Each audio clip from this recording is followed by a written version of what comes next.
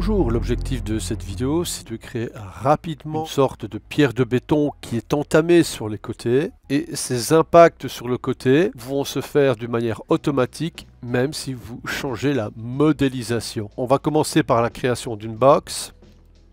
Je vais dans l'espace objet. Je modifie les proportions de la box par rapport à la pierre que je désire. On peut rajouter autant de segments que l'on veut. Généralement, ces segments vont être les segments de contrôle de la box pour rajouter des éléments de cassure.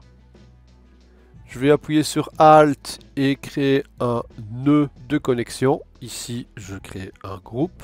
Je connecte ce groupe à la sortie de ce nœud, j'affiche le groupe, je vais demander de sélectionner les edges, je désactive base groupe, je vais dans Include by Edge, j'active la première option Minimum Edge Angle. Ces concepts ont déjà été abordés dans des vidéos précédentes, ça permet tout simplement de sélectionner des segments en fonction d'une tolérance angulaire. Par défaut, c'est à 20, qu'au-delà d'un certain nombre de degrés, plus rien n'est sélectionné, et en dessous, tout est sélectionné. On va laisser la valeur par défaut pour le moment. Je vais extraire ces segments comme des curves. Donc on a dans le Labs Edge Group to Curve que je vais connecter. Je vais choisir le nom du groupe. Automatiquement, nous avons maintenant les segments en termes de lignes. Je vais mettre le nœud Sweep. Je connecte uniquement la première entrée et j'active le nœud Sweep. Par défaut, il utilisera la seconde sortie, sauf si vous modifiez Surface Shape. Round Tube, Square Tube, Ribbon. Maintenant, Round Tube, on peut gérer le nombre de segments au périmètre et le radius. Pour ce qui est de la sortie, ça va être important pour ce que nous allons faire. Il faut cocher absolument l'option Single Polygon. On va modifier l'échelle des aspects tubulaires en cochant sur Apply Scale Along Curve. C'est ici que vous allez un petit peu vous amuser et travailler de manière spontanée. On va subdiviser et rajouter du chaos dans cette forme en utilisant le nœud fractal. Je ne vais pas connecter le nœud fractal car pour l'instant le scale est 1. Et si vous connectez, vous aurez ce genre de choses. Je vais mettre une échelle beaucoup plus petite, 0.1, puis je le connecte. La direction est sur un seul axe. Il suffira de modifier légèrement l'échelle pour voir la direction du fractal. Moi, je vais demander une direction sur tous les axes. Vous avez ici une subdivision qui va enrichir le maillage, un aspect plus doux ou plus dur en gérant le smooth. Maintenant qu'on a créé ceci, on peut éventuellement mettre un smooth, c'est-à-dire un relâchement. Ça sont des choix qui peuvent réadoucir d'une manière plus accentuée les duretés du fractal. Revenons au nœud de sortie multiple. Ici, je vais mettre le nœud booléen. Je connecte la première entrée booléenne sur le nœud et je choisis maintenant ces éléments qui subissent le fractal et le smooth à la deuxième entrée pour faire une soustraction. On obtient comme ça une cassure automatique par rapport à la géométrie. Vous pouvez enrichir la géométrie en cas de besoin avec un subdivide à la première entrée du booléen. Mais attention, mettez le subdivide en mode Open Subdivide bilinéaire qui va vous permettre de rajouter une segmentation tout en respectant l'aspect de la structure. À ce stade, vous pouvez revenir sur le sweep, remodifier certaines zones de cassure. Si vous voulez plus de contrôle en termes de subdivision, vous pouvez mettre ici un resample.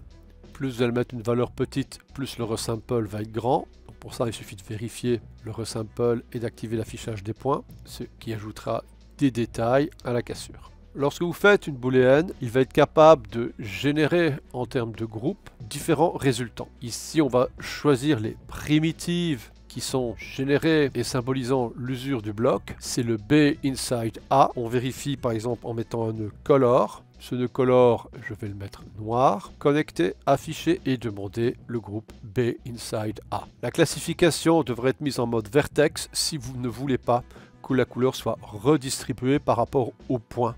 Revenons un petit peu à l'explication du fait d'avoir mis le nœud box et un point commun permettant de mettre deux connexions. En fait, l'intérêt, c'est lorsque je sélectionne le nœud box, je peux mettre maintenant un edit qui va influencer aussi bien la source subdivisée qui vient dans la première entrée booléenne que le groupe des segments qui est tributaire d'une tolérance angulaire. Et là, on va tout de suite comprendre lorsque je vais basculer en mode sélection point, je vais sélectionner les points constituant la box d'origine et modifier leur position. On obtiendra une cassure de ce type. Si je viens dans le groupe, on a ici 20 degrés et on peut modifier la valeur et à ce moment-là, les cassures ne se feront pas dans les angles inférieurs à 20 degrés. Je vais bypasser l'edit pour le moment. Profitez que nous avons une reconnaissance de primitives spécifiques grâce à l'opération booléenne pour assigner cette fois-ci des matériaux. Je vais mettre le nœud Material. Le premier matériau va se mettre sur l'entité. je vais créer un second matériau. Ce second matériau va se mettre sur le groupe B inside A. Je crée maintenant mes deux matériaux. Le premier, je vais l'appeler base, l'autre border. Base, je vais le mettre plus clair, augmenter le roughness, diminuer l'IOR. Border, je vais réduire l'IOR et le roughness et le mettre un peu plus foncé. Je reviens dans mon nœud. Premier matériau, je vais chercher le shader base. Sur le second, je vais chercher le shader border. Pour éviter certains problèmes de passage de lumière, vous pouvez mettre un nœud normal à la fin. Et c'est le normal, cusp angle, vous le mettez à 0. Ce qui est intéressant si on vient sur les shaders, dans Border, plutôt que d'enrichir le fractal qui va alourdir mon processus en mettant trop de maillage, je vais créer un displacement utilisant un noise. Attention à l'amplitude, elle est à 1, ce qui fait 1 mètre. Je vais mettre une amplitude plus petite, 0.01. Créer différents éclairages. Ici, on est dans la version 19 d'Houdini. Pour créer les éclairages, je vais ajuster mon viewport là où je veux l'éclairage. Je clique sur Point Light. Je vais mettre ici en dessous. Je crée un autre Point Light. Je viens à cet endroit et je crée un Point Light. Render. Create Mantra PBR pour avoir un moteur qui est basé sur un rendu plus réaliste. Je vais dans le Render View et je clique sur Render. Border, je vais augmenter l'amplitude du noise. Sur base, je vais aussi mettre un displacement utilisant du noise et en mettant une amplitude très légère. Pour différencier, je peux aussi modifier la taille de la fréquence, soit en mettant une taille plus grande, soit en mettant une taille plus petite. En sachant que plus la fréquence est petite, plus les éléments créant le relief vont être espacés. Alors que plus la fréquence est grande, plus ces éléments vont être concentrés. Revenons à mon box, activons Edit. Alors ici, je vais ajuster un petit peu les lumières pour une meilleure visibilité. Une fois que mes lumières sont ajustées, on va pouvoir revenir maintenant sur le sweep, modifier le radius.